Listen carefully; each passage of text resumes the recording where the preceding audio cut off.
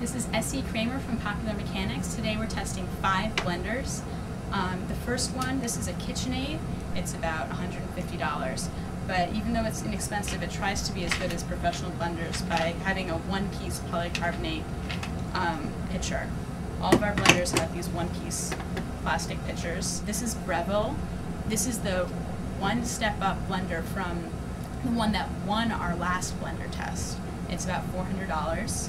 And then we're into the pseudo-professional blender range. This is a Hamilton Beach blender. This is the Blendtec blender from the Will It Blend tests on the internet.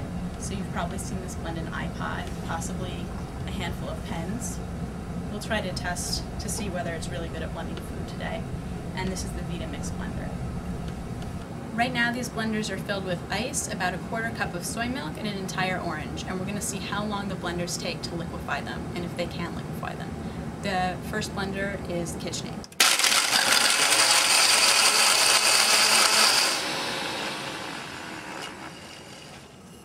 The KitchenAid pretty much crushed the orange in seconds. It took 20 seconds until the blender stopped being effective, and as you can see, we have a pretty nice whole orange smoothie right here.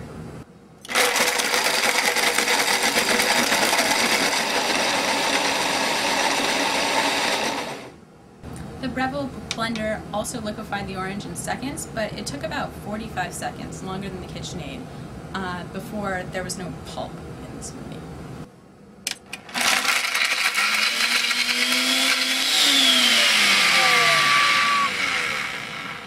The Hamilton Beach was more of a disappointment. After more than a minute of blending, you can see that there's still a whole orange in here, and actually that there are even little chunks of ice, so it didn't even really turn the ice into a smoothie. There's some pieces of peel, but that's as far as the blender made it into this orange.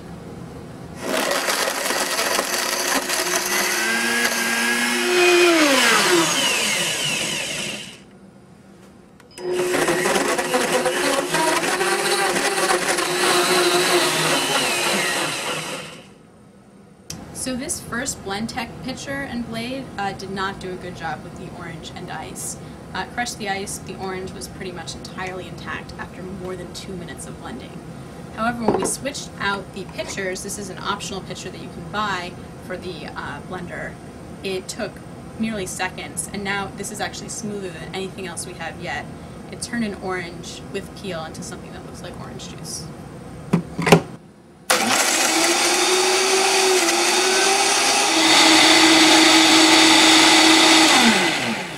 Vitamix started off slow. It wasn't really getting to the orange, but we used this plunger that the Vitamix comes with to push the orange into the blade, and then it had no problem, and we have another real whole orange smoothie here.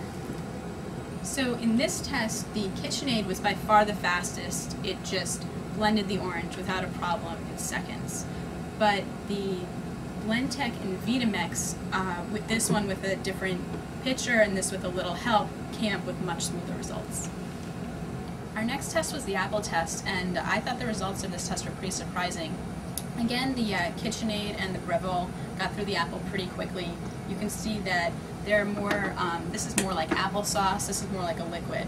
But what was surprising was that the Blendtec, even with the bigger, better jar, could not blend this apple. I mean, there is pretty much a whole apple in here. It's cut up a little bit, but